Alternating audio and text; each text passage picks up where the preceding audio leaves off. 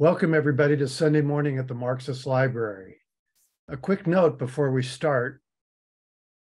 This session is being recorded and will be posted on YouTube with a link from our website, ICSSmarx.org, within the next few days. Before the pandemic, this weekly program was hosted at the Nebo Proctor Marxist Library located in Oakland, California, USA. During the pandemic, we've been meeting every Sunday morning on Zoom. We now have participants from all over the US, in fact, even all over the world. So I just want to welcome you to Sunday morning, afternoon, evening at the Marxist Library. We've been offering Sunday morning programs for over a decade and a half. You can sign up for email notifications of future programs, view past programs, and contact us through our website at ICSSmarx.org. We always welcome input, feedback for suggestions for topics and speakers. My name is Alan Miller, and I'm a member of the program committee that organizes the Sunday morning at the Marxist Library sessions. Before we start, we want to remind everyone that this is a comradely forum for political discourse and debate. As such, we ask that you show respect to our other participants and to the moderator of today's session. Please note that the opinions expressed are those of the speaker and participants. They do not necessarily represent those of the ICSS or Marxist Library. Our session today is Hands Off Uhuru, Hands Off Africa, the Fight for Free Speech and Reparations. We have a very important program today about the recent FBI military attack on the African People's Socialist Party and Uhuru Movement, followed by unprecedented federal indictments brought against three leading organizers of the Uhuru Movement. And before we begin, I want to play a short video for you. So let me go ahead and do that.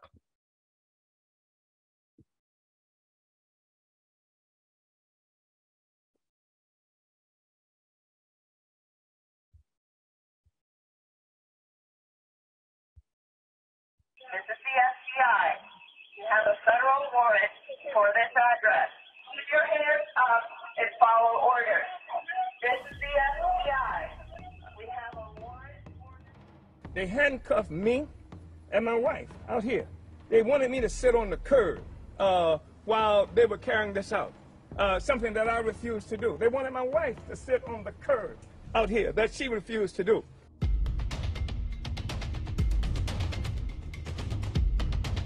As I was coming out, this big old drone met me.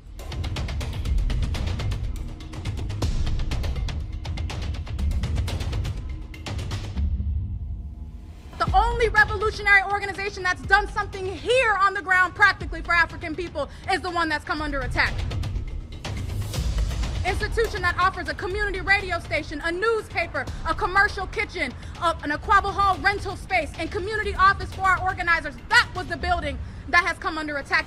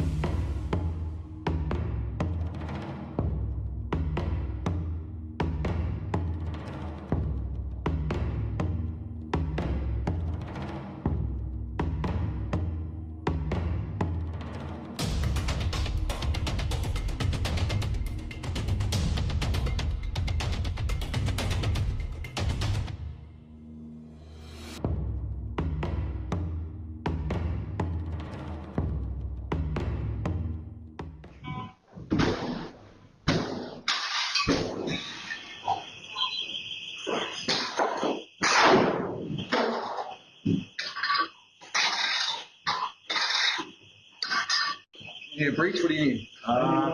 Need one. I don't know. Let's hold that with money. Hold Thank you.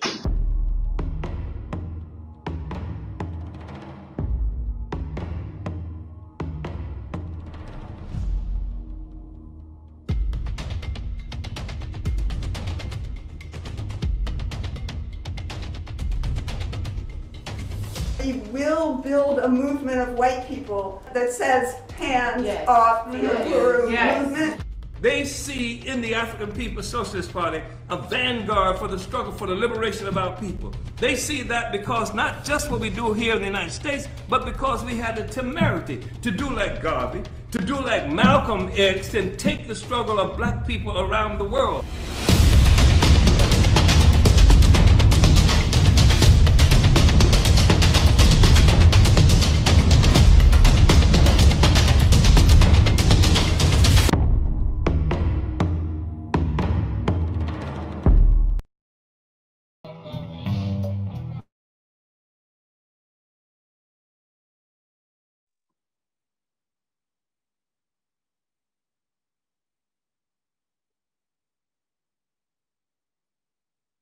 All right. Can you guys hear me?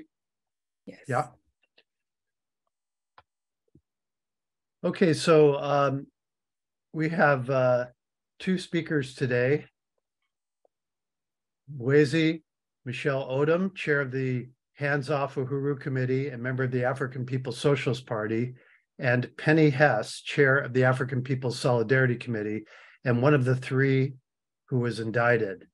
We're going to go for about a little bit less than an hour, about an hour presentation, followed by a short break for announcements, followed by Q&A from session participants. So with that, I'd like to turn it over to Mwezi and Penny. Uhuru. Welcome. Well, thank you so much. Really want to appreciate that introduction and just the opportunity to be here. Thank you, Alan. And again, thank you, Janet, for your support, and just want to salute the everybody here from the Institute for the Critical Study of Science at the Nebo Proctor Marxist Library. Really want to appreciate you, comrades. So again, my name is Mwezi Odom, and I'm a member of the African People's Socialist Party and serve as the chairperson of the Hands Off Uhuru, Hands Off Africa counteroffensive against the attacks on July 29. And I would probably just like to open up and give Comrade Penny an opportunity to introduce herself as well. And I will lead with a presentation, and then Comrade Penny will go following me. Uhuru. Uhuru, thank you, Chair Mwezi. And I just really want to thank Alan, Janet, everybody who put this together today. It's really an honor to be here.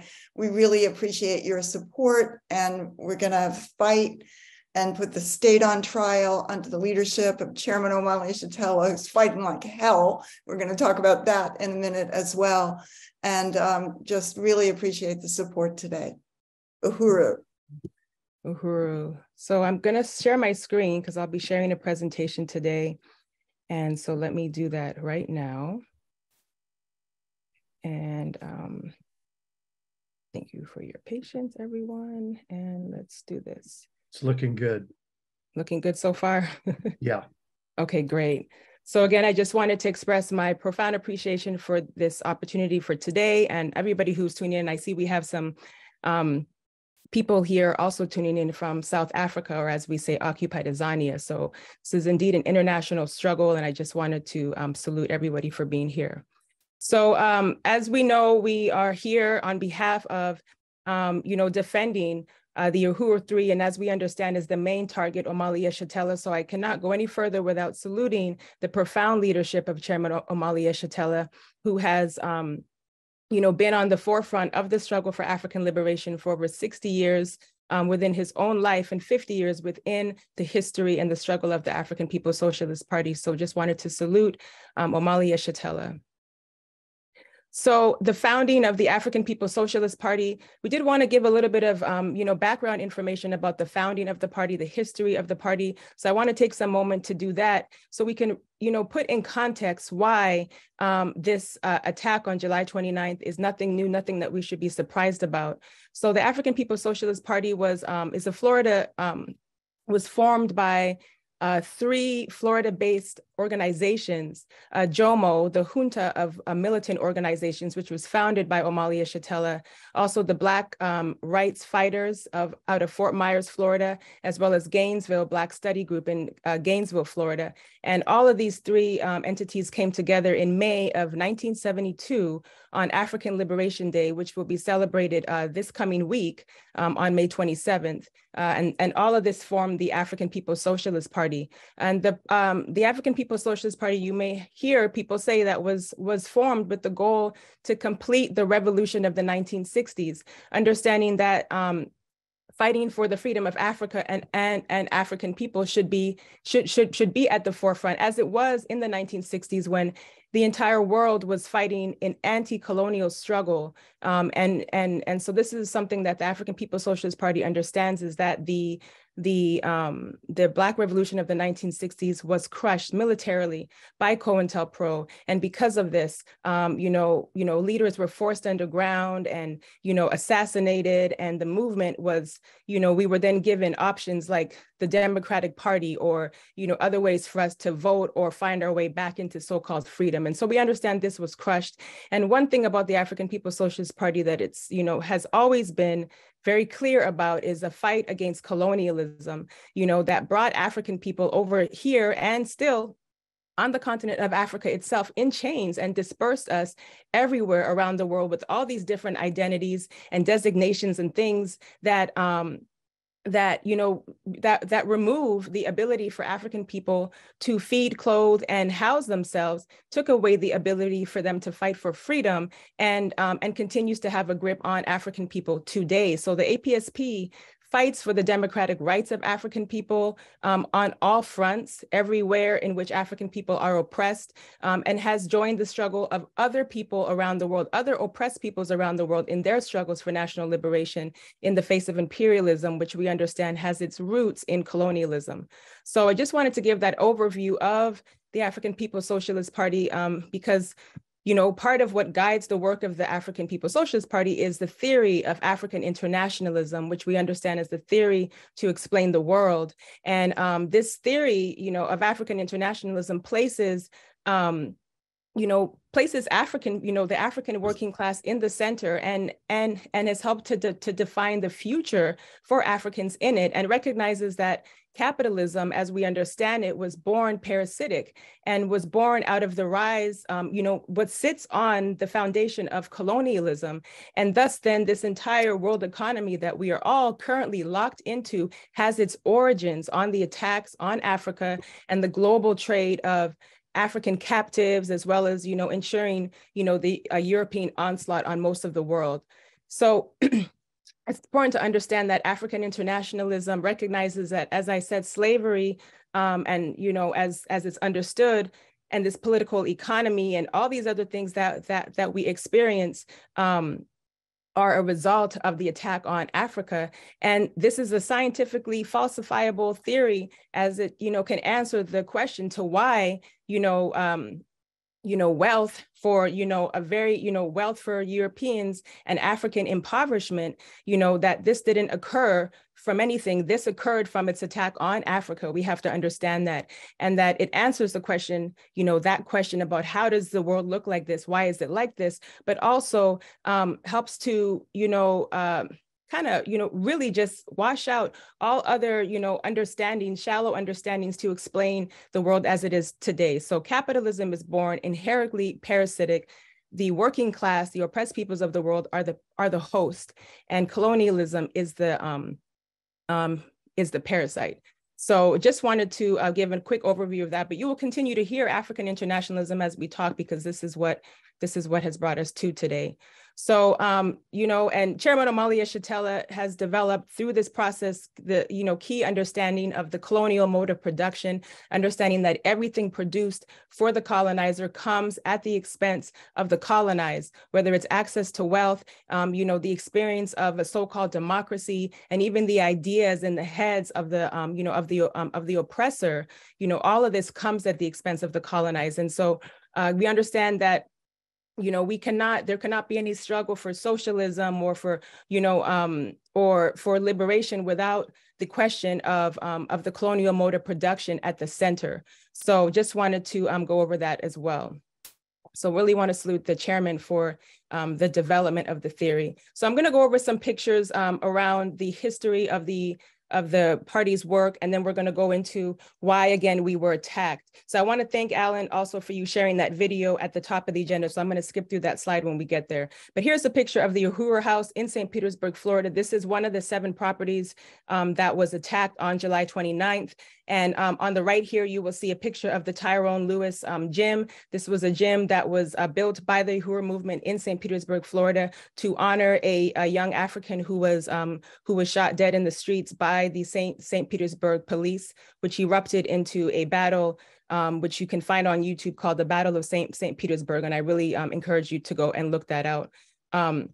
So from work with Uhuru Foods and Pies, those of you who are in Oakland, you're very familiar with Uhuru Foods and Pies, as well as Black Power 96. These are some of the institutions that not only exist out of the Uhuru House in St. Petersburg, Florida, but you can find them elsewhere as well. And the work that the party has done in the electoral campaign work as well. You can see this here with, on the right, Comrade Akile Anai, who ran for councilperson in St. Petersburg, Florida, and young, bold, ambitious African, freedom fighter, and using the theory of African internationalism to put things like reparations on the ballot, to charge the system with genocide. These are some of the campaigns that the party has ran historically. So here are some pictures, and we also have to mention that Jesse Neville, who is also one of the Uhuru Three, ran for mayor of St. Pete alongside Comrade Akile Anai as well. So the Uhuru movement goes worldwide. As I said, we say from South Africa to South St. Pete, African people will be free. And here is just some more information about the history of the party. So Chairman, has shown solidarity, as mentioned, with the struggles in El Salvador, Nicaragua, Venezuela, Ireland, expressing solidarity with African people, because, getting the, folks to express solidarity with African people. And here you can see the chairman pictured with Ernesto Bustillos, who is the leader in the Mexican Liberation Organization Unión del Barrio. Also here, and understanding that the party still has this really profound relationship with those comrades for an over 40-year fraternal relationship. Also, the chairman has expressed solidarity and worked in solidarity with Iranians. And here you can see on the right, Winnie Mandela in South Africa, or occupied Azania, a photo there as well. The Uhuru movement is also, you can find us in Sierra Leone and in South Africa as well. And here's an image of Chairman Omali Yeshitela speaking, and representing Africa at the Oxford Union debate in England in 2019. You can find a video of this on YouTube, known as the 10 minutes most heard around the world. I think that's how it was coined.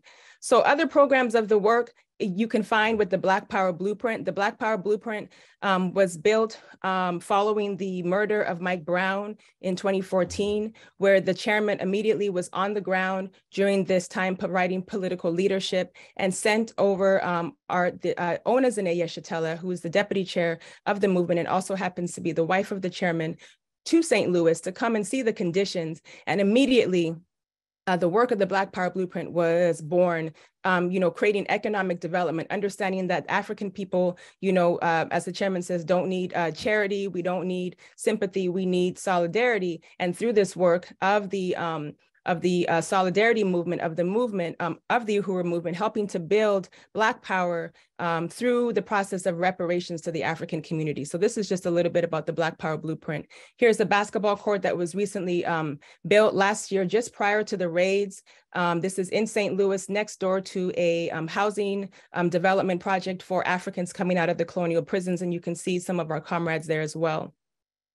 The African, so through the Black Power Blueprint, which is again a product of the African People's Education and Defense Fund, which is a nonprofit that has, under the party's leadership, that has built this amazing blueprint of a project, has also started an African doula project to support and to counter and to resolve and to solve the problem of infant and maternal health in St. Louis, Missouri. We understand that St. Louis has a situation where enough Black babies die in 1 year to fill over 15 kindergarten classrooms. And we understand that that is because African people don't have power over their own lives. And so this doula project, which is extremely important, and it's day one of the project, started on July 29th when the attacks happened. And we must say proudly, and we always will, that following this doula project, we graduated 14 African women who are certified, Black women in St. Louis, who are certified doulas. They're also building an African women's health clinic to also resolve some of the other challenges that African women face around health overall.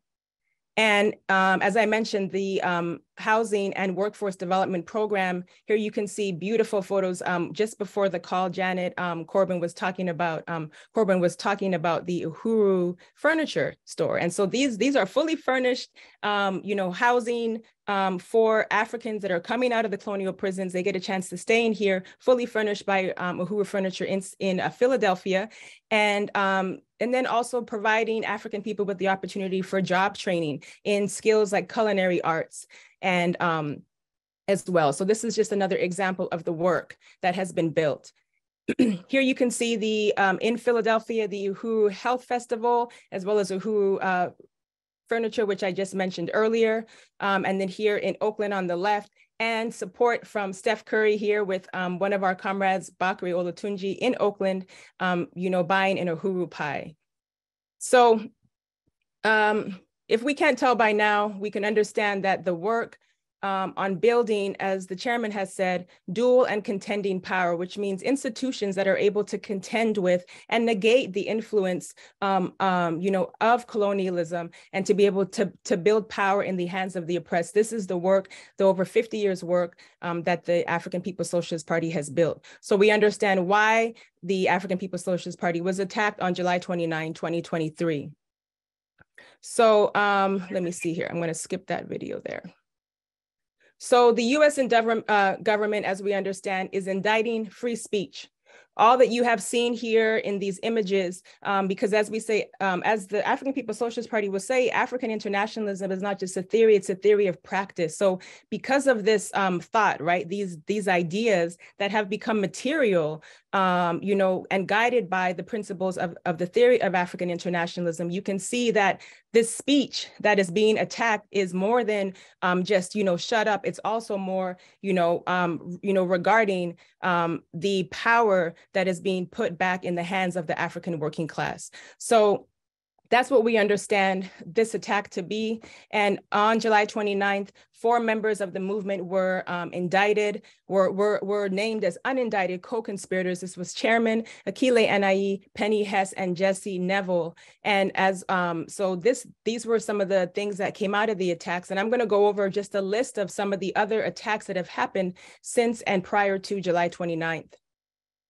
On 2015, we did not know about this then, but found out through the process of this, fight back, that in 2015, the chairman was added to a hit list, a Ukrainian hit list, which was, sponsored by the CIA, which, as we know, is a state operation of the US government. And we understand that this was already an assassination attempt on the chairman's life before there was any declared war between Russia or Ukraine. So we just want to make that clear as well. And here's some more information. This can be found on the website or on the internet. So on July, you saw the picture of the St. Petersburg, of the Uhuru House in St. Pete with this beautiful flag flying out front of the building. On that day, or on July 2nd, we have video, which you can find on the website as well. Somebody coming out of their car torched the African flag with a military-style flamethrower to see the video, it's really phenomenal to see just in broad daylight torching the African flag outside of the Uhuru House in St. Petersburg, Florida. So we understood this as a test run.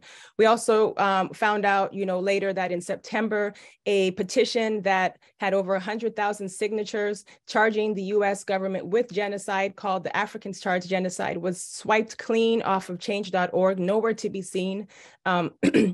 Later on in October, members of the movement, a member of the movement was had experienced an unlawful arrest, was detained for hours, and only to be asked more questions about the raids and to try to get more information. And in December 2022, we learned of threats of pending indictments coming in early 2023. And, here we are now. And on January 7th, a building that, a beautiful church building that was purchased, or that was in the process of being purchased to be used for another project of the Black Power Blueprint, was came up, in flames out of nowhere, and there was no investigation done or anything. And so this was another attack, we understand, just 162 days after the raids. And then Black Power 96, which you saw earlier, a radio station which is fully operated by our station manager, DJ Eddie Maltzby, who is 100% blind and the baddest DJ on the planet, applied for a grant, and this grant was revoked by the Pinellas County in St. Petersburg, Florida, their council, behind closed doors without any discussion. And this money would have went to help building some of those programs there. Then in March 2023, the US government, and the FBI was working with local banks to impose economic sanctions on the self-determination projects of the movement. The African People's Education and Defense Fund, which leads the Black Power Blueprint, as well as Black Star Industries, came under attack. So these came under attack in many ways. The main, infiltrator of these attacks was Regions Bank, which was a bank that worked with the FBI to close the accounts that we had for over a 20-year financial relationship. These accounts, these accounts were used to help, build the programs of the movement through the Black Power Blueprint, and completely exited, forcing the Black Power Blueprint to pay a $70,000 loan in less than 30 days. And so those were some of the attacks, but we also experienced attacks from GoFundMe, which withheld over $9,000 of contributions made to the campaign for more than 3 months before releasing it when our lawyers got involved. Stripe, which also for more than a week was withholding donor pledges and donations to the African 1 Billion Strong campaign, as well as Facebook, who revoked all of the birthday fundraisers through APDF, which was also helping to bring in resources as well. So what happened? Those are some of the things that I discussed, but here are some of the economic development programs that are being under attack because of this. They want to attack the doula, program. They want to attack the basketball court. They want to attack the African Independent Workforce Program, the kitchen, and all these other institutions. And, through this very racist and disparaging way of ending this working relationship, really, we can't say that it is out of nowhere. So here's, just like I said, the $70,000 balance that was due in April, when the African People's Education and Defense Fund has always paid on time, and if not early, all of these loans. And so all of this, they wanted to just take it away. So we led a campaign called Crash Regions Bank. It was a very powerful campaign, and we're still continuing to push this on. We had a really powerful march in Birmingham, Alabama, understanding that Regions Bank is the criminal, that this bank, should be sanctioned, as we know that this bank has invested in convict leasing, building, private prisons in Alabama, as they are trying to attack these programs as well. And their CEO, who makes something like $8.5 million a year at the expense of African and other oppressed and colonized people. So we had to expose that, and we will continue to expose Regions Bank. So again, there's just some duplicate slides here, so let me just skip right through, because here we are now coming up to April, when on April 18th, the US government indicted, served federal indictments on 3 members of the movement, Chairman Omali Yeshitela, Penny Hess, and Jesse Neville of Penny of the African People's Solidarity Committee, and Jesse, who is the chair of the Uhuru Solidarity Movement. So these indictments that have come down, you can find them anywhere, they are out there, but are charging the defendants with conspiring to act as an agent of a foreign government, which we all know is, i.e. Russia in this case, you know, with just the most racist and demeaning, you know, statement that you can make, that African people don't have the agency to think for themselves, and that it takes some foreign government to inform African people about the struggles that they are experiencing, and that this foreign government is also showing us how to solve them. So we understand these as completely bogus charges, and this is why the Hands Off Uhuru, Hands Off Africa Defense Campaign exists to overturn this. So as we said, the US government has indicted free speech, and that these attacks on free speech of African people is nothing new. We understand that, you know, throughout the history, we know that the alphabet soup, as it's referred to, the CIA, the FBI, the IRS, the whoever, all work together as colonial state, you know, as the colonial state to wage this counterinsurgency inside the US and as well around the world. So we I wanted to just give some history about these attacks, because the FBI, as we know, was formed in 1908, and in its early years was again used as a counterinsurgency tool or force against the Mexican Revolution and as well as the Bolshevik Revolution.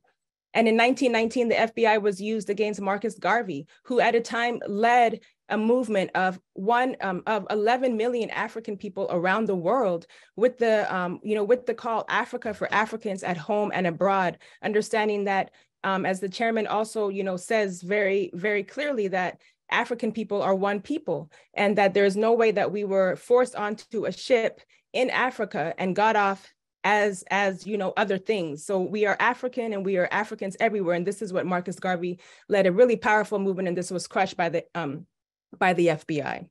So, and again, we have the chairman's colonial mode of production, which helps us to understand even further where we are right now, and the struggle for African people, which, as we understand, are the objects of history, and you know, not the subjects, the objects of history, and what African people, you know, what our leadership should look like, and our understanding of the world. I'm going to go through these next slides fairly quickly, but we want to continue to really put forth the understanding of this attack on free speech. Here we have Bobby Seale, who is the co-founder of the Black Panther Party, you know, whose lawyer was unavailable at that time due to something, hospitalization, and he was denied not only a continuance in you know, representation, but was gagged in court and bound. And you know, just another example of the inability for the state to want to hear what African people have to say, what the oppressed and colonized have to say, and this understanding that this is not only just a, you know, that this is also a political attack, right? So just examples that this is nothing new, that African people's voices have always been silenced. And we have to continue to expose the government, you know, on, you know, what is happening. You know, we have Emmett Till as well, right? And just recently, Jordan Neely, you know, just for being hungry, right? These are the kind of things that happen with, you know, Africans being tortured, abducted, and lynched, you know, at very young ages. And again, the lynches, you know, lynchings used to terrorize and to control Black people, right? So these are just another examples of how what is happening, we cannot see it as anything new. We have Malcolm X in 1964, who spoke at the Oxford debate and dead in 1965, this attack on fighting for freedom and democracy. And here was the chairman in 2019, also at Oxford, you know, years later. And what they want to do to the chairman is to, you know, launch again this legal lynching, and to tell him, you know, as the chairman says, you know, yeah, so, and to tell the chairman to, you know, shut up, right?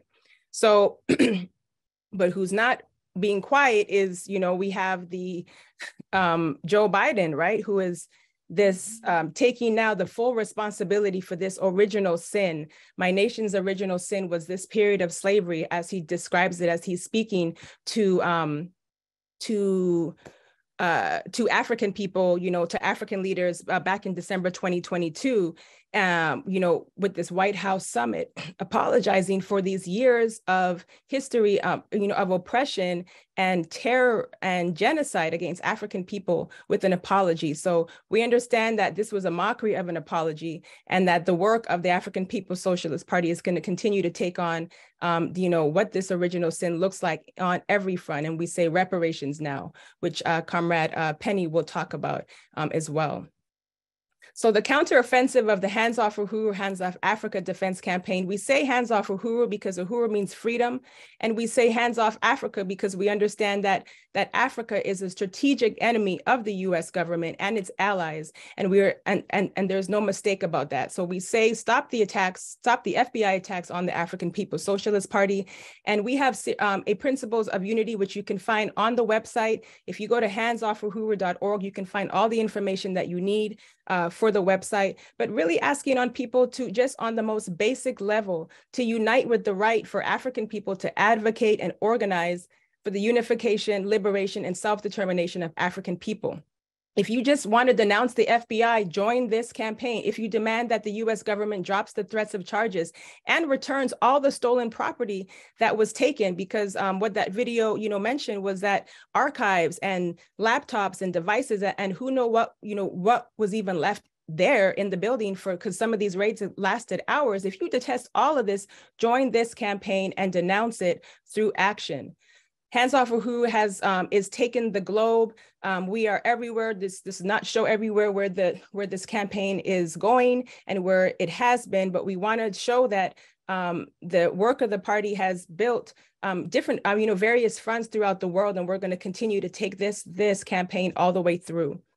We have an international organizing committee. So comrades who are located outside of the so-called US borders, who are overseas in the Caribbean as well, are also leading Hands Off fronts over there. And dozens of interviews that have, that we have had. And this is a very old slide, but which needs updating, but just want to really salute the media for also, those who have taken a chance to, expose what has been happening, as well as our comrades here on today's program. I do want to say that I just came back from a trip in Cuba. I was there for 10 days for a 10-day delegation with the US Hands Off Cuba Committee, which is based out of LA. This is the importance of building solidarity in this struggle. We were able to go to Cuba and to, continue to show deep solidarity for the, for the Cuban government who defended its revolution and break from white power and imperialism. And we know that Cuba is a threat to the US because it is too an example of what power looks like in the hands of the working class and its revolutionary, vanguard leadership. So the question of Cuba and the Cuban Revolution is also a question of democracy and freedom of speech. And so we understand that this struggle was important for us to be there, and we look forward to going back there soon. And this is just a group photo of the delegation. So I did talk about the media one. This was the slide that I wanted to come up. So just want to, again, salute that. And you can find media coverage from the campaign on the website. If you go to handsoffuhuru.org and you click videos or news, you will find that information there as well. Other work that has happened under this Hands Off Uhuru campaign was the sanctuary cities, a resolution for sanctuary cities, because as we know, the city of St. Petersburg, Florida, and the city of St. Louis police departments worked hand in hand with the FBI on these attacks. Phones were jammed when Omali Yeshitela tried to call the other comrades. Her phone, the whole phones were jammed. So the city worked with that. And in St. Louis and in St. Petersburg as well, streets were blocked off, and the entire African community in both cities was on lockdown. And so we led this campaign to, call on city governments to refuse to work with federal agencies to attack Black community organizations and organizers stemming from their positive work to better and to uplift the community. And I want to really salute in the top right-hand corner of this picture, the People's Alderman Jesse Todd in St. Louis, who helped lead this very profound struggle. And you can find more about the sanctuary city also on the website, and watch the video with us working with the board. We are also in these are just some more images of the movement and the Hands Off Uhuru movement. The chairman gave a really profound statement at the Answer Coalition in March of this year in Washington, D.C., and you can find that information also on the website as well. So just as we come to a close, I want to just say that what we have been calling on people since day one is what you can do. We have a petition that is circulating. We also are asking people to, and thank those who have held fundraisers, who are signing up for the emergency response, so that you can receive a text message with, urgent demand to call you to action, bring a speaker to your community, which is what's happening right now, to donate to the campaign, and to start your own committee wherever you are located, or join the national committee. So when you go to the website, you're going to see on the homepage a chance to sign up for the emergency response pledge if you have not already, and also to sign up for our email list. You will get emails weekly with information, or emails just to give you updates about what is coming up next. So here is some information about the petition. Everything is pretty much handsoffuhuru.org/whatever. So for the petition, you will go /petition. If you want to volunteer, you can, handsoffuhuru.org/volunteer and donate. And I just wanted to give a quick update, because with the support so far that we have raised just over $222,000, and we have a benchmark goal right now of $270,500, and this is to pay for the legal fees that are, that are going to be needed for this fight back. And this is just a minimum, because we understand that the government will continue to, build its case and do whatever it needs to in order for us to fight back. But our lawyers need to have what they need as well to wage this fight back. So this is how much that we've raised. Without the support of the people, this would not have been possible. So I just wanted to say that. And again, people who have been donating, they know that they can go to handsoffuhuru.org/donate. So as we say, comrades, the whole purpose of this is to not have the Uhuru 3 on trial, not have anybody who's fighting for freedom on trial, but to put the state on trial. And we're very clear about that. We've been clear about that since day one. And any way in which this attack continues to happen, we will continue to wage our fight back on various fronts. And this space right now is one of those. And I just really want to appreciate you, comrades, for having me on to be able to give this overview. And I want to finish by saying what we always say, which is hands off Uhuru, hands off Africa, and yes, we are winning. Uhuru. Uhuru. Uhuru. Uhuru, thank you. Chairman Mwezi, what a dynamic just overview of the Uhuru movement, the vast spread and scope of the African People's Socialist Party all over the world, growing, and just really, really salute you. And I want to salute Alan and Janet and all the people who have played a role in putting this event together. I want to say Uhuru, which means freedom, and just really want to second that this is an incredibly important question and struggle that we're talking about today. I want to start by saying or reiterating that I am the chair of the African People's Solidarity Committee. I actually lived in Oakland for 20 years. I've actually spoken at the Neville Proctor Marxist Library. We've had events there in the past, and just really happy to be connecting with people in Oakland and other places around the country and world that may be connecting today. And, again, to say, as the chair of the African People's Solidarity Committee, this is the white organization that was formed by the African People's Socialist Party and Chairman Omali Yeshitela. We work under their leadership. We work in the white communities organizing for reparations to African people. I have been a member of the African People's Solidarity Committee since it was first organized in 1976, a long time ago. But the struggle is still there, and it must be won.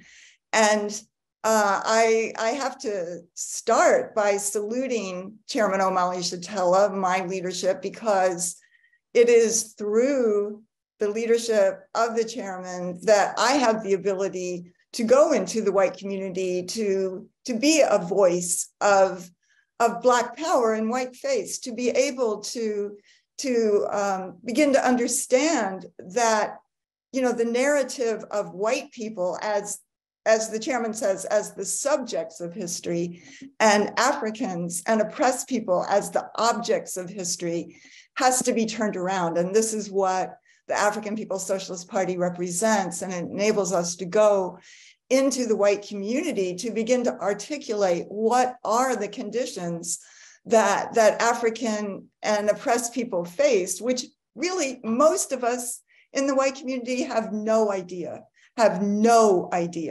what it is that African people in this country and around the world face every single day. And thank you to Chairman Omali Yeshitela, who has given us and me the science to be able to see how things got to be the way they are, how the power dynamics, the state, all of these conditions exist based on Europe's assault on Africa, based on Europe's colonization of Africa, of the indigenous people, the theft of their land, the theft of resources, and the domination of the majority of the people on the planet Earth, a legacy that the entire planet is still in the grip of.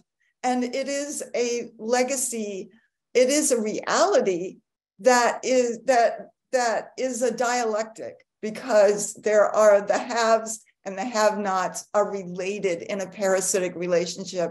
And that is what the African People's Socialist Party is struggling to overturn and end.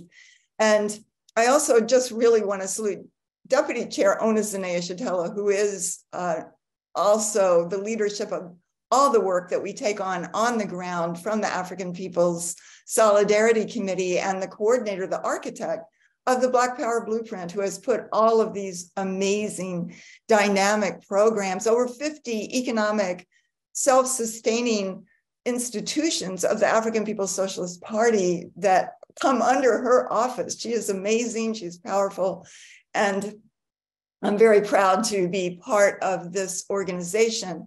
And to just say, yes, on April 18th of this year, Chairman Omali Yeshitela, chairman of the African People's Socialist Party, was indicted, along with two members of the Uhuru Solidarity Movement and the African People's Solidarity Committee, myself and Jesse Neville, who is chair of the USM, and I believe is on this call. I think I saw his name, just really want to salute you, Comrade Jesse.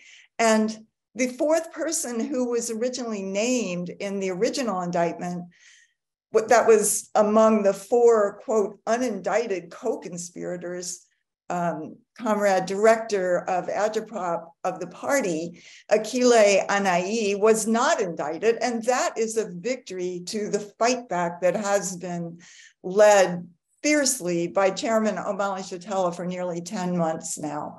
And that the chairman, Jesse, and I were arraigned in early May in federal court in Tampa, Florida. We were brought into court, all three of us. Our court dates were on 2 different days. So chairman and I were May 2nd, Jesse was May 8th. But all of us, when we were brought into court, we were in full wrist and ankle shackles, chained.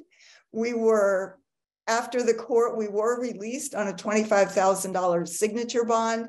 And we are now under pretrial, quote, supervision, which is pretrial probation. And we had to surrender our passports. We can only travel outside of St. Louis with permission from the prosecutors in Florida. So this is what they're trying to do to silence this movement and silence Chairman Omali Yeshitela.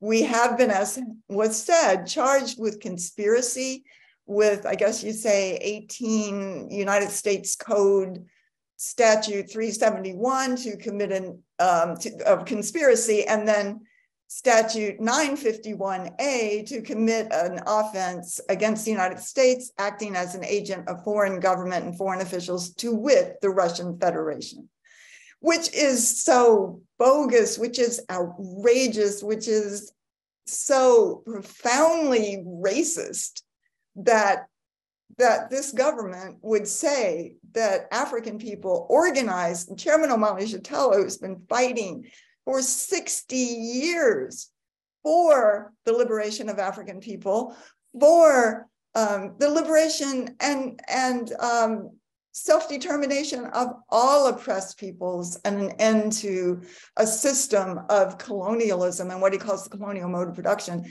Nothing has changed in what Chairman Omali Yeshitela said from the very beginning till now, and that they would say that he is under the influence, he is an agent of Russia. This is incredibly outrageous, and I hope we can all be really, really angry about this. That these indictments came 9 months after some of the raids that you saw in that video, pre-dawn. It was coordinated in St. Petersburg, Florida, where I think there were 4 properties, and St. Louis. So it was 5 o'clock in the morning in St. Louis, 6 o'clock in the morning in St. Petersburg, all at the same time. They came in basically in armored vehicles, in tanks, and they, as you heard, started announcing. They were throwing flashbang devices into the chairman's house, drones, flashbang into the Uhuru Solidarity Center on the south side, a building owned by the African People's Socialist Party, used for our organizing in the white community here in the city, by the way, that where Mike Brown was murdered, and just profound resistance rose up in 2014, which is, the city is known for. That we see this building where we work out of, part of the Black Power blueprint, but it's on the south side, it's in the white community. It has a big banner that says unity through reparations. So this was one of the buildings where you saw them flashing, you saw them with the security camera of them, putting out those flashbang grenades and everything that they were doing. They had high-powered battery rams. They broke down every door frame. They had automatic weapons. Certainly, and the chairman could see the laser sightings against his chest as he came down the stairs there. It was very, very vicious, very violent attack on this movement. You saw that, you could see in the video, it was almost like an army of agents coming into the Uhuru House. That was in St. Petersburg, Florida, which had been the headquarters of the African People's Socialist Party internationally for 30 years. And so they just took all kinds of records and archives and hard drives and computers, and they broke every door in that building, and that is a big building. It cost at least $40,000 for all the repairs to have been made on the properties of the Uhuru Movement. It's very, just very, very outrageous. And when the FBI was out, and with the complicity of the local police departments, they stayed in place. They went through the buildings for more than 7 hours, and nobody was arrested. We were not under arrest. It was just an outrageous attack. And I want to say that Chairman Omali Yeshitela is 81 years old. He has fought tirelessly for the freedom and liberation of African people, of Black people all around the world, who are a nation of people, African people. And that he has done that since he was a young person in his 20s as a coordinator for the Student Nonviolent Coordinating Committee in St. Petersburg, Florida. And everywhere that African people are, as the chairman has raised, whether they're in Jamaica or Brazil or Nicaragua or anywhere in the continent of Africa, whether they're in the US or whether they're struggling to get to Europe to pursue their stolen resources, African people are the most impoverished people. They are oppressed, without rights, without power over their destiny and their communities. And the chairman is determined that African people will be free, will be liberated in his lifetime. And this is what he is working for. And the chairman has never been anybody's agent. He has never needed any white person to tell him what African people experience, what he experienced in this country, what African people, or in Africa, or in the world, or what it is that they should do about it, because the chairman has led this struggle to bring about power in the hands of the African working class, again, for over 60 years. And the government to say that, again, is patently, blatantly false and deeply racist. And what the chairman represents is carrying on the legacy of Malcolm X, Fred Hampton, Marcus Garvey, Patrice Lumumba, Kwame Nkrumah, all of those calling for national independence and liberation of Africa and African people everywhere, and all of whom were assassinated or imprisoned by this government for doing so. And that so many other African people have been targeted, like James Baldwin, Aretha Franklin, W.E.B. Du Bois, and Paul Robeson. In fact, Du Bois and Paul Robeson faced some of the exact same charges that the chairman and the Uhuru Movement are facing right now.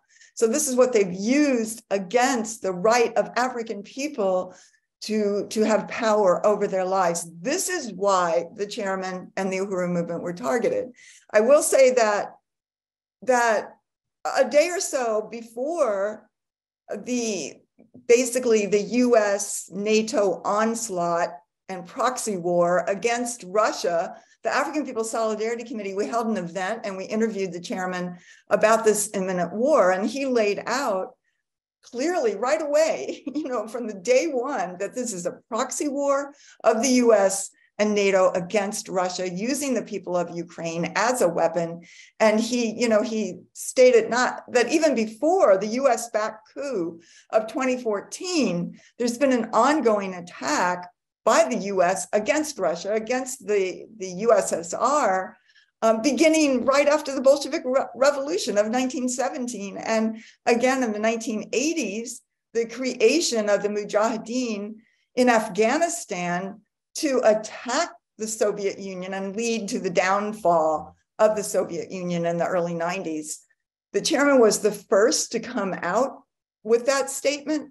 And for a while there was quite a deafening silence from a lot of white people. But ultimately, a lot of people are seeing the truth about this war. But the fact is that statement of the chairman's and the analysis of the US NATO attack on Russia is not unusual, because the chairman has stood with allies and supporters and people struggling for freedom and liberation throughout his entire history. He has fought for the people of Ireland, of Iran, Iraq, Afghanistan, Nicaragua, occupied Palestine, still very seriously under attack today. The Mexican people, the party has a relationship with Unión del Barrio in the state of California and throughout the Southwest, indigenous people, and all manifestations of injustice. The chairman and the party have been out there. And that we know that in the 60s, the Black Power movement was attacked by the US government, by the FBI, by COINTELPRO, with assassinations, arrests, political imprisonments, bogus trials, provocateurs, false disagreements between organizations. There was the church hearings in the 1970s, and I think it was 1970s, and there was, it was exposed that the FBI, the CIA, the NSA, even the IRS, and many other three-letter agencies were involved in these attacks, because the US government recognized that the Black Revolution of the 1960s was the key force that had sparked a revolutionary movement inside the United States as an anti-colonial movement. And that part of also this counterinsurgency attack, as we know, was the US government was in there pumping drugs into the African communities, heroin from Southeast Asia, and then crack cocaine into African communities when the US especially was waging the war of the Contras against the Sandinista victory in Nicaragua. And we saw what this pumping of drugs into the African community has done. And we know that today, after the defeat of the African Revolution, that the conditions for African people are worse than they ever were, that African communities were destroyed, their communities through urban renewal, highways, or even look at, I think I've read that the African community of Oakland has been pushed out by at least a number of 40,000 people in the last 20 years, that gentrification, which is part of colonialism, and that it was this powerful movement. When I was out there under the leadership of the chairman at the Uhuru House at 7911 MacArthur Boulevard in East Oakland, that kept alive the Black Revolution and waged struggle in the name of the African working class in the 1980s and in the 1990s. And we see mass imprisonment, that, you know, just the mass prison building since the defeat of the African Revolution, and that is part of it. Part of the counterinsurgency. We see SWAT teams, we see martial law in the Black communities, and that goes along with gentrification, pushing them out of their communities. But the chairman has fought through this counterinsurgency, and he is determined that he would solve the problems of the Black Revolution. He wants to win it. He has developed the science of African internationalism, the worldview, through the eyes of the African working class. He has defined the fact, as Chairman Mwezi put out, that the problem is colonialism, not racism, that it is not the ideas in the heads of white people, but the colonial domination by a foreign and alien state power over a whole people, just as the people of Vietnam faced, as the people of Nicaragua, as oppressed and colonized people, and the Palestinian people today. This is colonialism. This is the struggle of a whole people for power over their lives. And that the chairman created a strategy to break the isolation of the African Revolution with the different relationships that we have seen that they have built with other struggling peoples around the world. They created the organizations of white people under the leadership, the formation of APSC, under the leadership of the African Revolution. They built institutions and campaigns for power, like the African, the One Africa, One Nation Farmers Market, the Uhuru Furniture Stores, the Uhuru Pies, the basketball court, the doula training program, so many other things that they have built to actually empower and bring African workers into political life. And the chairman has always fought for reparations, not as charity, but as the redistribution of wealth, of the stolen loot, you know, back into the hands of the African working class, using reparations to build the programs that empower the people. And the chairman held first tribunal on reparations to African people in 1982 in Brooklyn, New York. And there were many others after that for many years in different cities around the US and in Europe.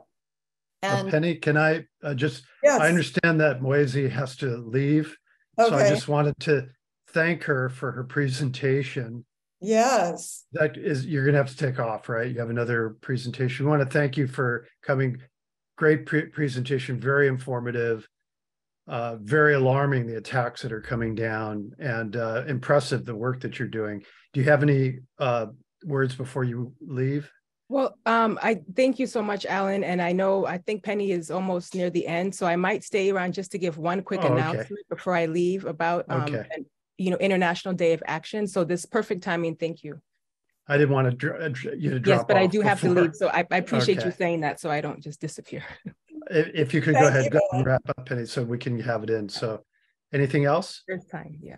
Yes. Okay. Okay, yeah, I just wanted to say, a couple more things, because we have to, really want us to understand this question of colonialism and what the chairman calls the colonial mode of production, that it is, Biden and the Democratic Party uses the Black vote because there's no other choice sometimes for African people. But Biden and the Democrats created the crime bill, funded the SWAT police and prison building, and targeted African children with the term super predators in the 1990s. And Biden said that slavery is the blight on America's soul, but it is America. And the chairman said there wouldn't be an America without slavery and genocide.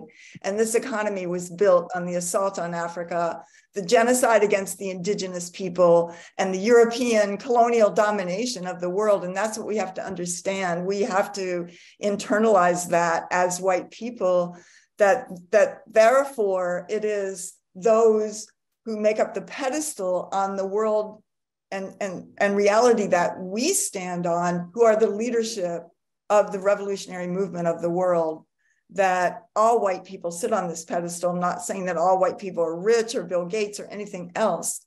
But for my part, I do want to say I'm 77 years old. I've been a member of APSC since its founding in 1976. I am one of the first white people to be organized under the direct leadership of the Black Liberation Movement. And I'm the chair of the African People's Solidarity Committee. I've spent almost 5 decades organizing in the white communities to stand in genuine solidarity with the right of African people to be free, self-governing, and independent, and fighting for reparations to African people. In fact, we had marches for reparations down Telegraph Avenue from Oakland to Berkeley for many, many years. Jesse Neville also is in his 30s. He's the chair of the Uhuru Solidarity Movement, and which has members in 140 cities in the US. And Jesse has been a member for about 13 years.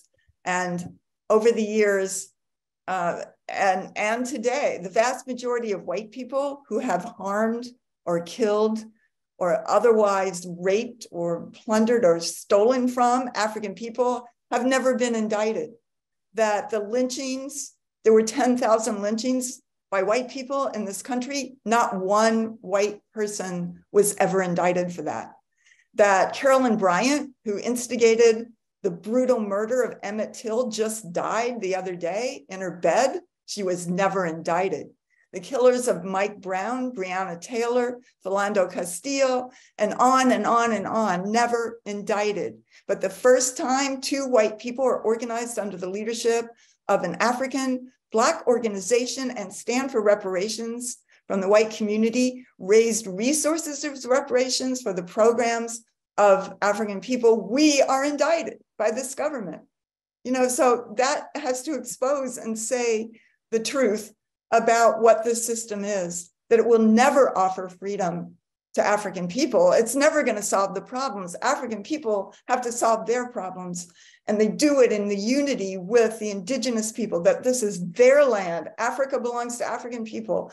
This is what the chairman has fought for, has built around, and this is the only thing that makes sense, that this colonial mode of production, the only way resources come about in this system is at the expense of African and oppressed people. There's no other way. Everything is that. And we can go into history. We have workshops on this. This is proven historical fact.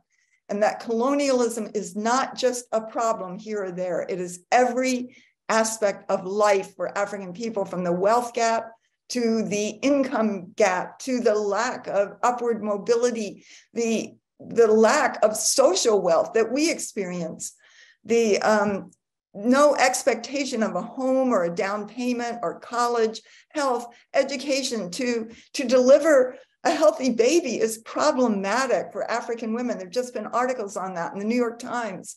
That Social Security, do African people, for the most part, don't even live to experience that? Do they get a pension? Do they get an inheritance? Do they expect to live a long life? Do they expect to go to prison? Yes, 1 out of every 3 young African men goes to prison. And do they expect police violence? Yes, they do. They have to talk to their children about that. That's the reality of colonialism, every aspect of life. And that we have to challenge this relationship.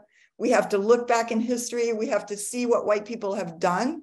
We have to see the violence, the plunder, the rape, the murder that we have carried out, and the theft over and over again of Tulsa, Oklahoma, Rosewood, and so many other places and situations. Those are just the well-known ones where white people have attacked and stolen everything, property, wealth, farms, all kinds of resources from African people in this country. And we have unleashed terror against them. So, I just really want to say that I want us to look at the reality of colonialism, why the African Revolution is our revolution, because they lead the way, that this system has to go, and that the ability for African people to be free, to have control over their land and resources, for indigenous people to bring back to the beauty of the land, the the defeat of the ecosystem that is going on through this system, that the environment can't be saved under this system only when indigenous people have power over their lives again. It is in our interest. The world is changing. We see the BRICS, the Brazil, Russia, India, China, and South Africa organizing, and they're going to have a conference in a few weeks. They're bringing a lot more people. They're getting rid of the dollar. They're building their own future.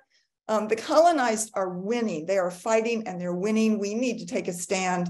And this is the time. This is the time. We've got to be out there fighting for the liberation of Africa and African people, and reparations to African people in a world in which there is no war, no one lives at the expense of anyone else.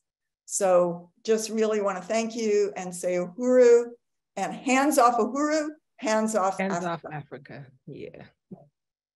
Thank you, Penny. Mwezi, if you want to, just a few words, we're going to have quick Q&A and a quick a break for announcements, but if you have any final words you want to chime in, please go ahead. Yes, thank you so much. And I just really want to salute that very profound statement and presentation by Comrade Penny Hess. Really want to salute that presentation. And I do want to just say, on this Saturday, May 27th, we are holding an International Day of Action. I'll put the link in the chat, as well as a graphic. This International Day of Action is our opportunity to make the demand to drop the charges on the Uhuru 3, to defend the right to freedom of speech. And we want to encourage everybody to go to handsoffuhuru.org/action. We just had a really mobilizing meeting on Friday with people from all over the world coming onto this call to help plan and commit to holding a day of action, which can be something as simple as passing out flyers, or doing a march or a teach-in, or showing or doing a presentation about these attacks to your community or somewhere else. So we want to encourage everybody to just take action on that day. Thank you, Comrade Virginia, for putting that in the chat.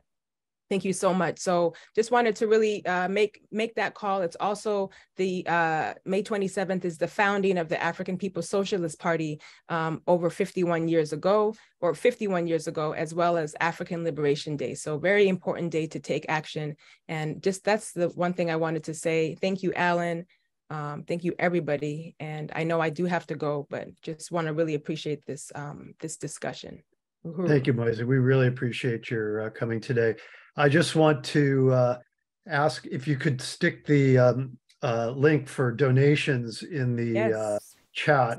Our program committee launched our own fundraising campaign this week, and I want to report that we've already raised almost $500 to support the legal defense. So we want to encourage you to go and make a donation. We think that this is really a watershed, one of the most important political developments in modern times. So please go ahead and donate. What I want to say now is that we're going to take a short break. And if you have questions and comments about today's session, the subject of today's session, please use the reactions button at the bottom of your Zoom window to raise your hand. We'll take questions and comments after a few brief announcements. We'll take them. So please go ahead and raise them up. Until then, I just want to make an announcement for our future programs. Next week, we're going to have a very interesting program. Rick Sterling is going to be speaking on eyewitness Crimea and Russia. Rick just got back from a tour of Russia and Crimea and has some very interesting on-the-ground observations about what's going on there, very much tied into our discussion today. Want to urge you to tune in and participate and hear what he has to say about what he found as to what's going on in Russia and Crimea. The following week, we're having a presentation by Greg Godels from Marxism-Leninism Today. He's going to be speaking on the global economy, a bleak road ahead for the global economy. And he's going to be talking about developments in the crisis of world capitalism. So if you would like to sign up for notifications, email notifications of our future presentations, you can go to ICSSmarks.org, submit a form with your email address, and we will contact you. We'll send you an email for every one of our presentations. There's also a link on the form to contact us through a contact form and to make donations to support our activities on the donation page for our website, ICSSmarks.org. So with that, what I think we're going to do, we have some hands raised. I didn't see the order in which they were raised, but I'm going to start off with Janet. If you would please, I'm going to go ahead and unmute yourself and ask your question, make your comment, Janet. Thank you. Okay, thank you. And thank you both for your very informative and compelling presentations. I wish you the best in this struggle. So my question is, would you talk about the socialism in African People's Socialist Party, how it manifests itself in your work, and how it compares to other socialist parties and sectarian groups in the US? Thank you. Yes, certainly. Well, the African People's Socialist Party is based on, first of all, the fact that if we understand colonialism, the colonial domination of African people all around the world, that there's no way that African people can have power or can escape this, this looting of Africa and the theft of African people's resources without the African working class in Africa and around the world having power over their lives. Because this system, what we call capitalism, was born of the assault on Africa. That's what made Europe go from feudalism into capitalism. And that is what brought massive wealth. Europe was poor. Europe was poor prior to its assault in the 1400s on Africa. First stealing the gold of Africa, and then African human beings for hundreds of years, as we know. And it was the sale of African human beings that actually created the London City of London, which is their Wall Street, the Wall Street here, the Bourse in Paris. It was the most lucrative commodity in the entire world was African human beings. That's the basis for this system. And that this isn't about,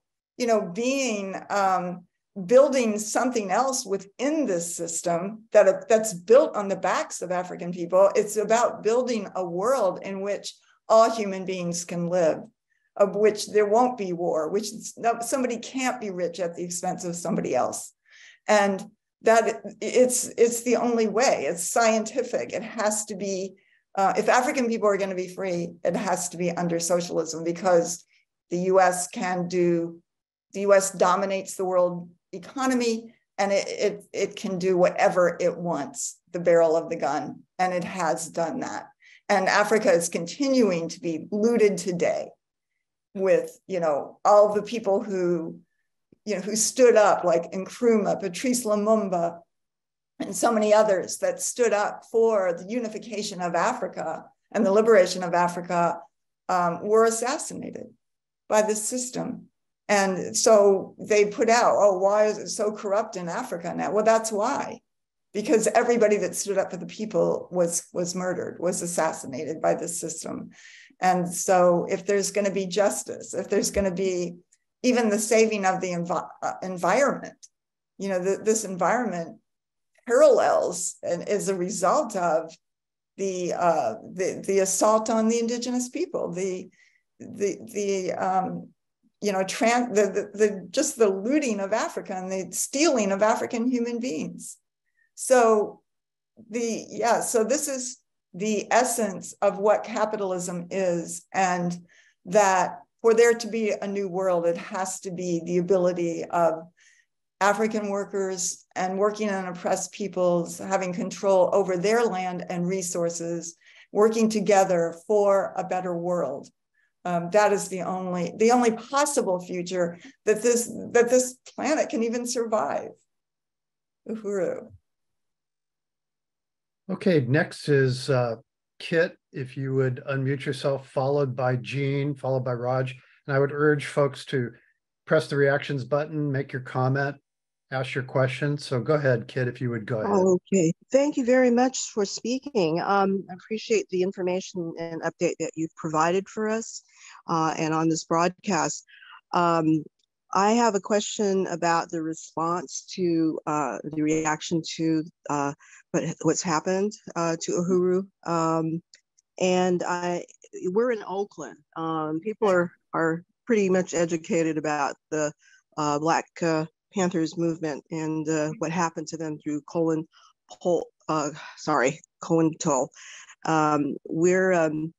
I'm wondering, what has the response been from other Black communities and churches in the country? I know that we know the peace movement is split about the Ukraine-Russian war issue.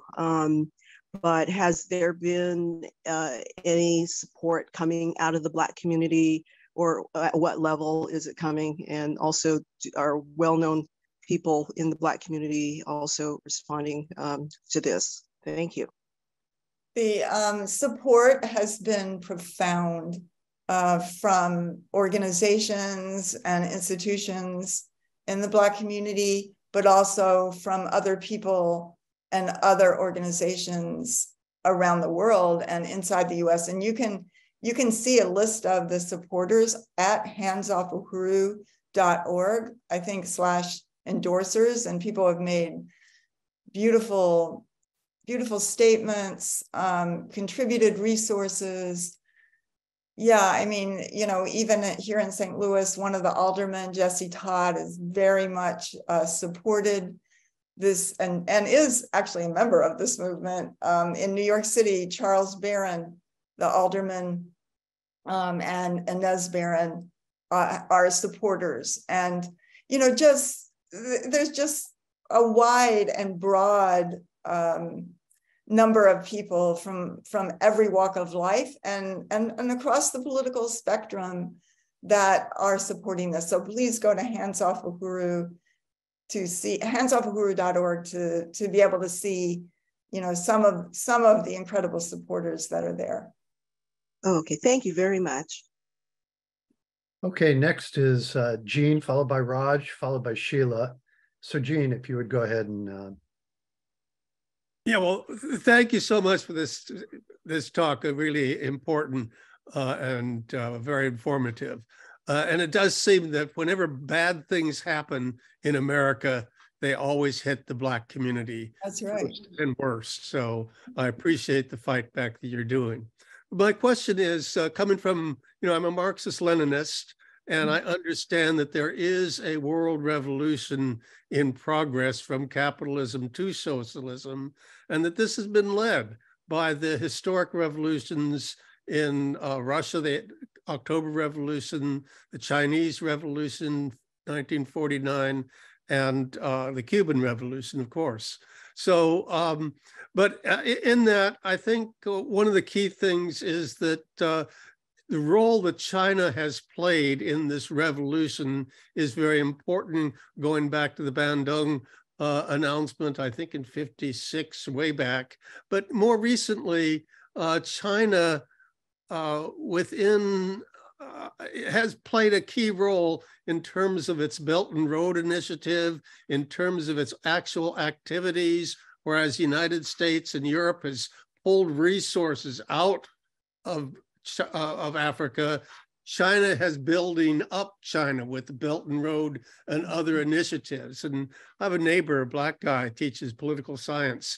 And he said, well, you know, China has never enslaved a single African. Mm-hmm. So China has played a key role in my view. And I'd just like you to comment on that, what you think about the role of China in this important revolution. Well, I thank you for that. I mean, I certainly think that, first of all, that the Chinese Revolution was absolutely, you know, just so critical to the world. And 1949, the victory of that, and the historic, I mean, you know, just the courageous struggle that they went through in the Long March and so many other inspiring things, along with the Vietnamese revolutions. You know, I think China is incredibly important, and I don't know that it is exactly the same form of government that they had under Mao, but I do know and do unite. It is a historic fact that they have never enslaved any person. That this is, you know, that the US has attacked China and continues to, and we can see probably the next, you know, thing that the US is going to enter is going to be around this question of Taiwan, and, you know, that just deepening another imperialist war. But I think that in general, that again, that the colonial question is the key, and I think that Mao understood that, that the fact that all of the peoples who make up the pedestal upon which Europe and Europeans sit, their fighting for freedom and liberation is the key to the world revolution. And China has been very, very, very much part of that. Thank you. Okay, next is Raj, followed by Sheila, and I would urge others, go ahead and hit the reactions button to raise your questions. So Raj, please go ahead. Yeah, I want to thank both the speakers, and Penny, thank you for your explaining where the African unity movement is coming from, how effective it has been. I was not aware of this as much, so thank you for educating me on that. You and I are almost the same age, and I think we grew up in the atmosphere of revolt against the Vietnam War. Right. And radicalized both of us, I think. So I can relate to what you're saying, because the experience of a young immigrant who was to be sent to Vietnam. But here's the thing I want to say is that colonialism is very, very key to the development of capitalism. Mm-hmm. But it started actually, there are two contributing factors in wealth of capitalism. One is plunder, the other is exploitation. Mm-hmm. The plunder, which was done through trade and colonialism, was an early phase in which they plundered India, where there was a lot of wealth already accumulated. And then they used the manpower to make profit on that. And eventually political unity of Indian people achieved decolonization. And so these both have been active. In Africa, one of the difficulties has been uniting, because they played people against each other. That's what they did in the Indian subcontinent as well. So I really laud this attempt to unify the people. But I think actually the struggle of all the people is against capital. That includes white people. And actually very few whites are beneficiary of colonialism. I mean, colonial loot. I think they have some people have privilege, but there's very little thing. One of the things that I see is that the reason you are charged is because they want to break the solidarity between the Black and the whites. So please comment on any of this as you choose. Thank you. Thank you, Raj. And I just want to also salute the whole struggle in India and the fact that India was colonized by Britain for over 200 years.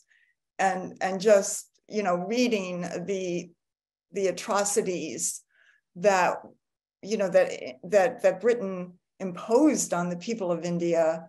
And, and I think that, I think there was plunder, but there still is plunder. There is still plunder and there still is stolen labor. And we look at Africa, look at all the wealth of Africa. But the majority of African people on the continent live on about $5 a day or less, the vast majority. And so they don't control, it's still colonialism under a different name. And that's called neo-colonialism. And that, the people have to drive out, the coltan, the uranium, the gold, the diamonds, all of the things that are in Africa. Africa should be the wealthiest, most prosperous, place on the planet. And also that there's not unity of Africa because Africa was divided up by the Berlin Conference in Europe in 1884 and 1885. It was divided up and handed out to Europe, and that every effort to unify it in a way that is not about feeding into the imperialist, domination and exploitation has been crushed by the CIA, by the United States government. And, I mean, that is the struggle that is still going on today. And even with India, I mean, and I think that, India is not separate from the world economy that's there. And I think that's because let me just say, as Chairman Omali Yeshitela explains, there is one world economy. The US dominates it. And everybody else has to work within that. And that's why they can put sanctions on these people in Cuba and Russia, and that's why this whole move of the BRICS is so important, because it's beginning to say, no, we're pulling away from that, but the US, keeps the dollar in place through the barrel of the gun. And I think that, the conditions in the whole world today are that of neo-colonialism, and that there is still the struggle for the people to be in power and for there to be an end of US colonial domination and for there to be, just even genuine, true self-determination for the mass peoples in the world. And I do want to say something about white people. Yeah, I'm not saying that there aren't impoverished white people. I'm not saying that there isn't just different kinds of oppression or gender oppression or, all kinds of things that white people face. But what I am saying is that it is and has been the dominant society that expects to have resources that, you can look at our whole history. White people came over here poor, but within 1 or 2 generations were able to, quote, generally speaking, walk up the ladder of success, whereas Africans and indigenous are still struggling today.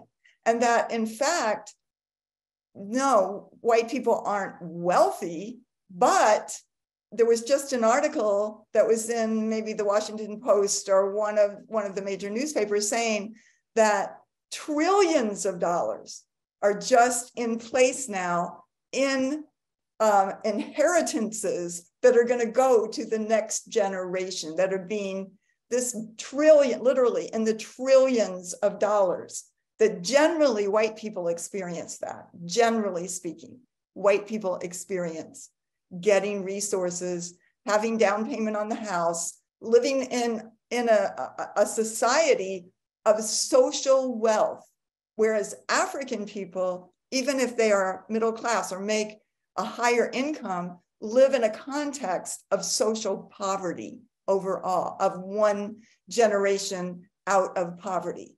So, you know, it's a very different situation. And also the fact that white people have been pretty conscious of taking and supporting this government, taking other people's resources, you know, plundering other people.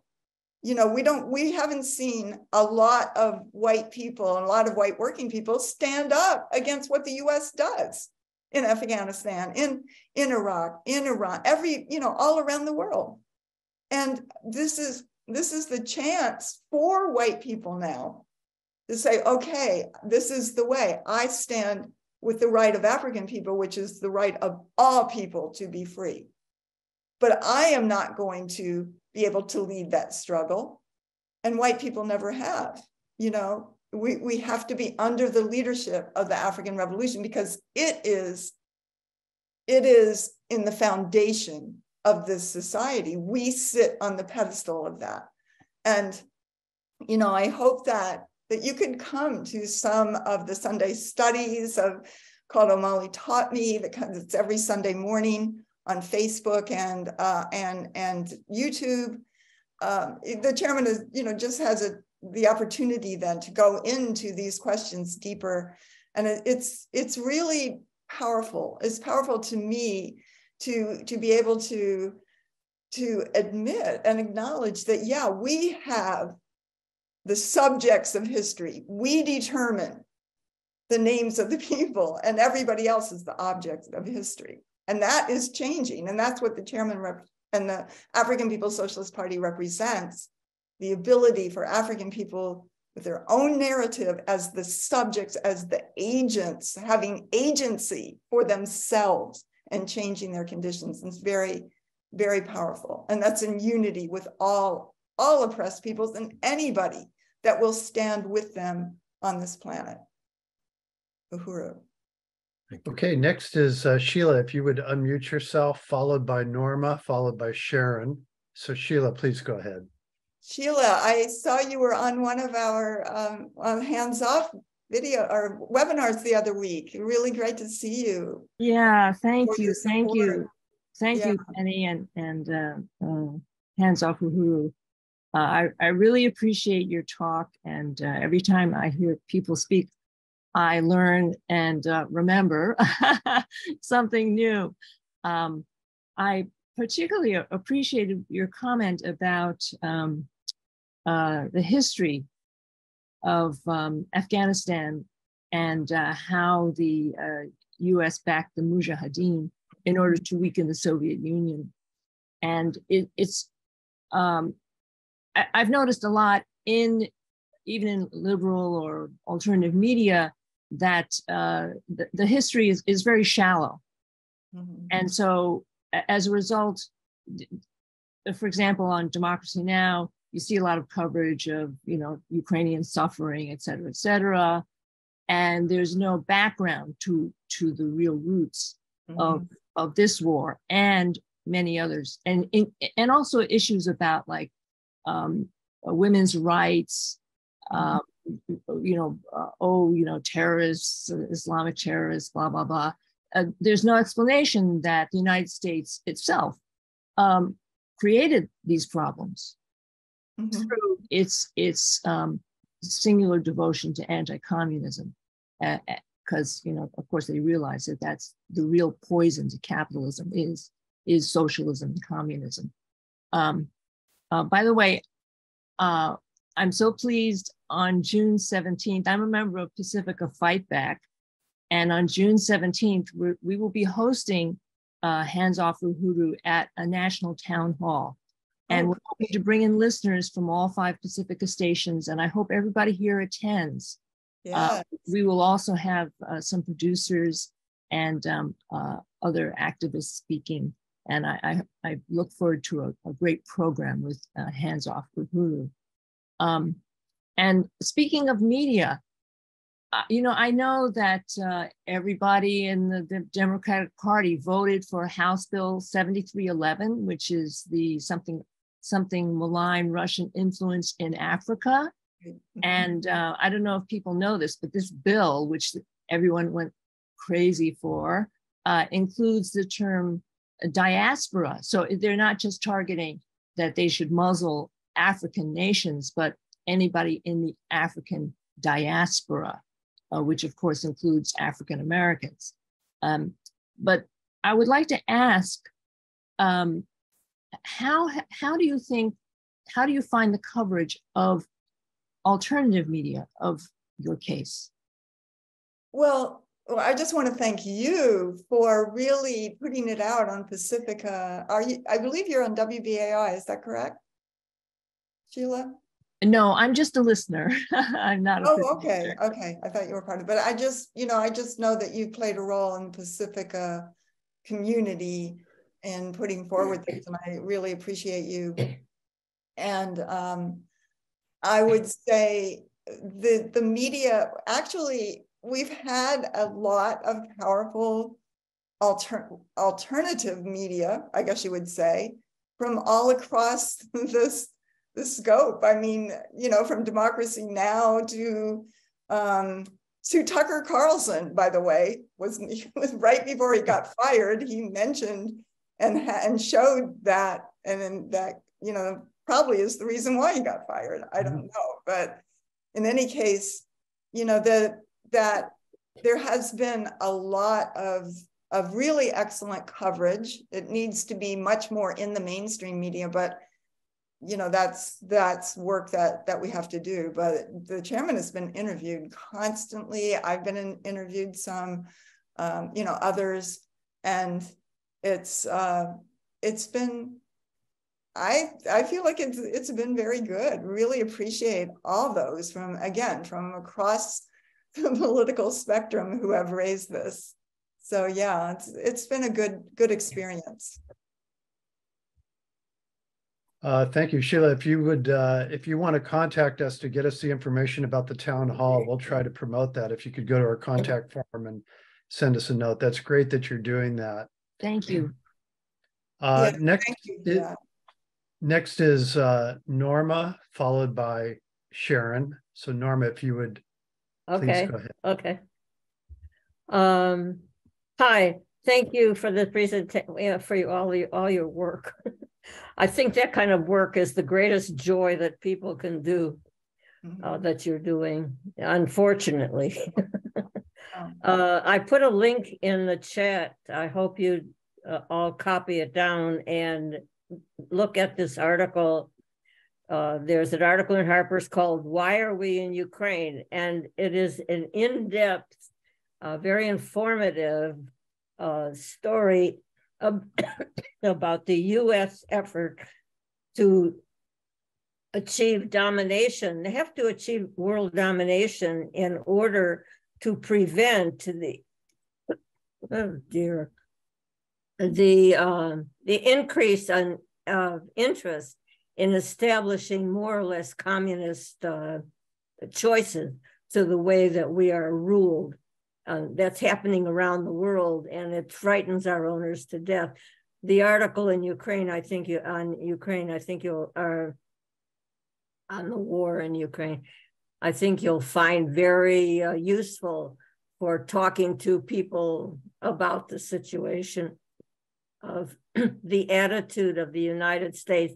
I think one of the greatest things that could happen, it'll be a great day, when the white people of America and maybe Europe find out that they are wage slaves, that they are fantastically abused by the people who profit off of our labor. The other thing I'd like to, well, I mentioned in the chat that Peace and Freedom Party marched with African People's Congress, Socialist Party, in the St. Patrick's Day parades for several years when they all were available to do that. Also, I saw an artist on TV being talked to about their work, and he's a Chinese person, I think, and somebody asked him, well, you come from a very conservative society. How can your work be so original?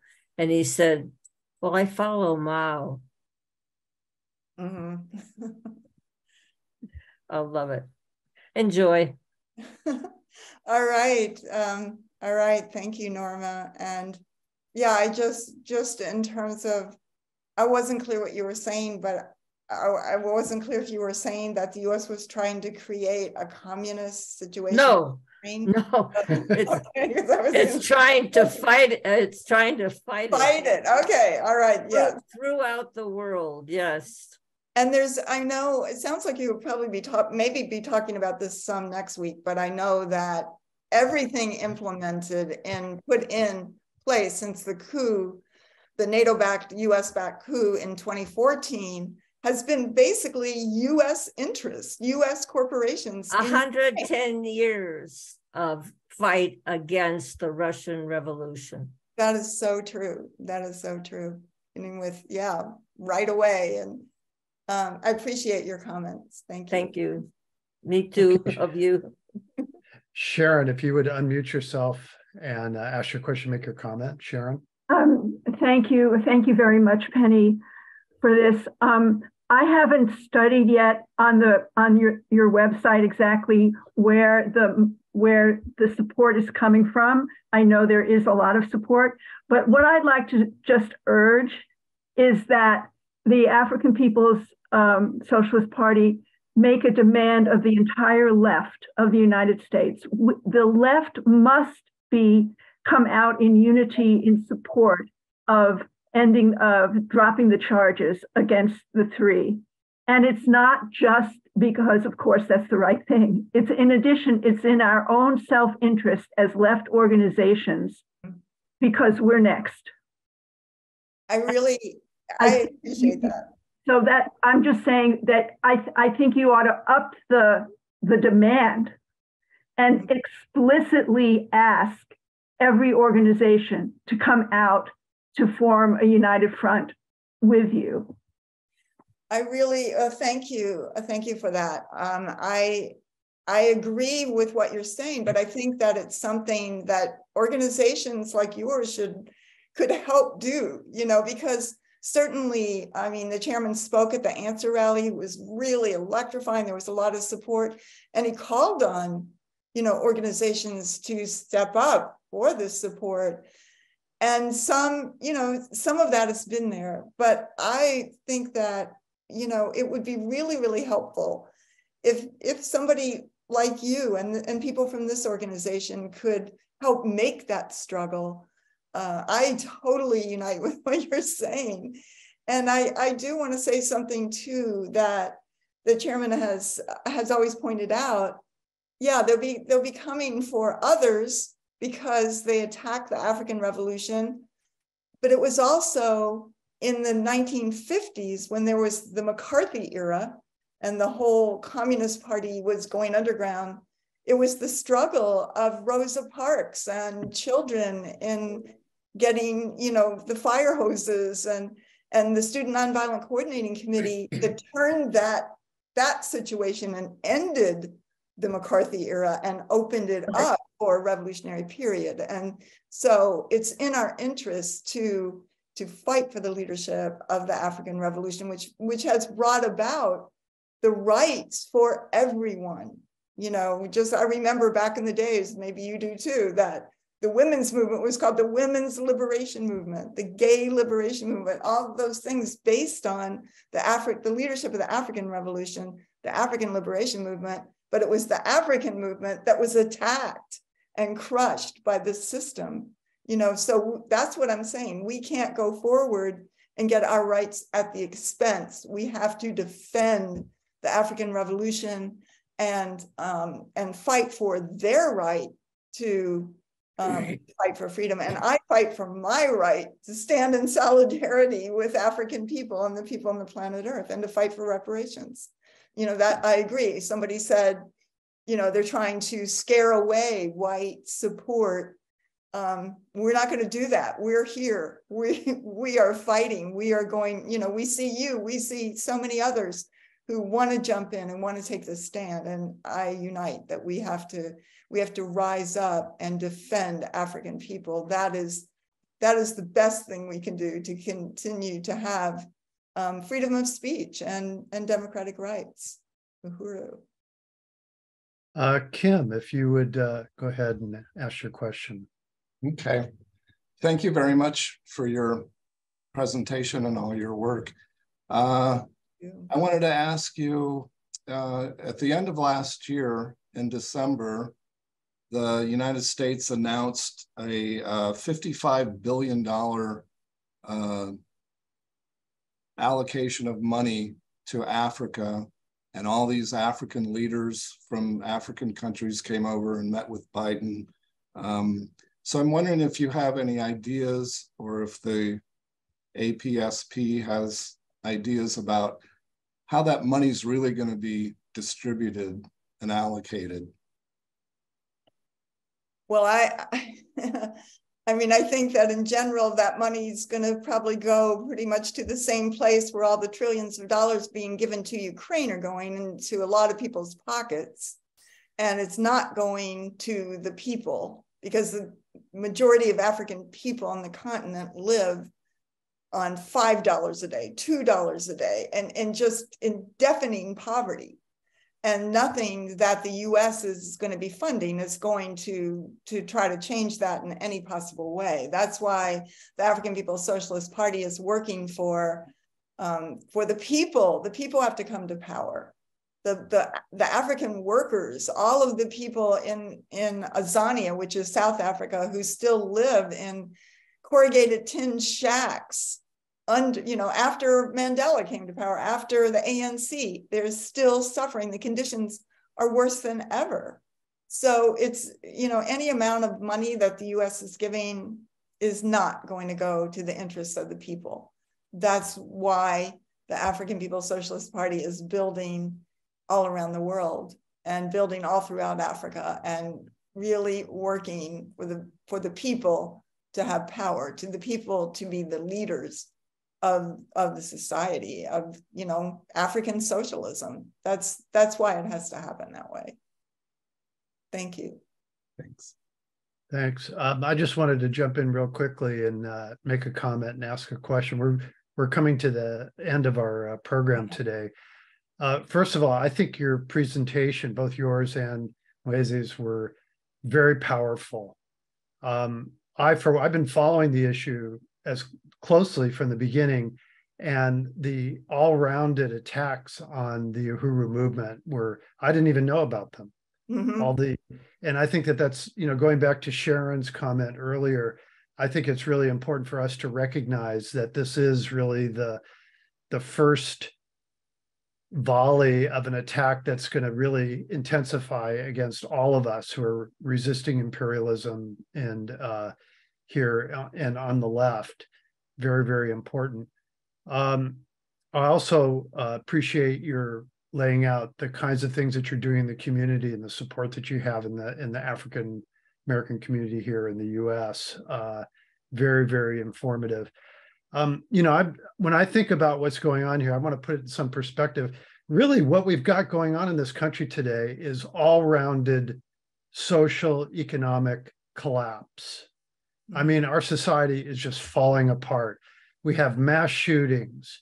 We have attacks on Asians in the street, Asian Americans in the streets. We have attacks on immigrants. We have in the white community, we have among white workers, we have the opioid epidemic. We have declining life expectancy, attacks on workers, rising food prices. Things are really falling apart. And this situation in the war in Ukraine, and in particular, the attacks on the African People's Socialist Party, really, I think, are sparking a sort of a launch of resistance that is very historically significant, very much like just like the civil rights movement, the Black liberation movement in the 1960s. So the importance of this issue can't be overestimated. We really want to try to stay in touch and make this an ongoing campaign and effort. And I want to encourage you to, you and I, we have contact with each other. We're going to do whatever we can to keep this going. We're going to wrap it up real soon. Norma has her hand up. If you want to go ahead and make a comment, please do. Thank you, Alan, for that. Just one last thing, and I did put it in the chat too.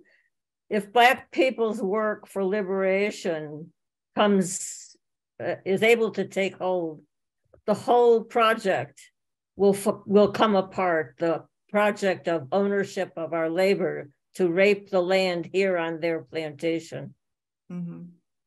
Yeah, I mean, it's the key thing, and I think that the US government recognized that in the 1960s because the target of COINTELPRO was the Black liberation movement, and white people could still have a choice to go, to go back to college or, cut their hair or whatever, go to law school, all those things that were still the options that were still there for us. And African people, I mean, there are people, as you probably know, who are still in prison as political prisoners from that period. Sundiata Acoli just got out, a few weeks ago. The Move family, we just saw Mike Africa, his parent, he was born in prison. I mean, this was the conditions that exist. So, it is, but when it's organized, when it's strong, and if we can be there as white people taking a stand also in the white community to defend them, yeah, we're going to see, if we want to see a new world, it's going to be led by the African working class organized in unity with all oppressed and colonized people. That's the future that we want. That's what we want to see. I think everybody, most people in this room, in this chat room here, want to be part of that. And this is the way. This is the way. We've got to make this stand. And I'm very excited. And I think maybe you said something, Norma, about, this. It is what makes life worth living, is this struggle, is to be part of changing the world, to be part of something positive, especially in this time of such deep crisis and so many, just vicious forces fighting, trying to stop the forward motion of history, but they're not going to stop it. They're not going to stop it. That is the inevitable course of history. And I appreciate all of you because I know many of you are from my generation, and we remember just what we felt when revolution, anti-colonial struggle was the main trend in the world. And we felt that everything could be won then, but this is what this government did. But only Chairman Omali Yeshitela was there fighting, summing up how to win. And we have a chance now to be on the side of the forward side of history. And I appreciate all of you for doing that and for, just standing in solidarity. African people will be free. Indigenous people will be free. And we will be free under the leadership of the peoples on the planet Earth. And I'm very happy to have been here today. Just really want to thank you all so much. Thank you, Penny. Uhuru. Uhuru. And with that, let's stop the recording. And thank you very much, everybody. Come back next week to get a on-the-ground report back from Russia and Crimea, something you will not hear on MSNBC, CNN, etc. Please join us for our program next week.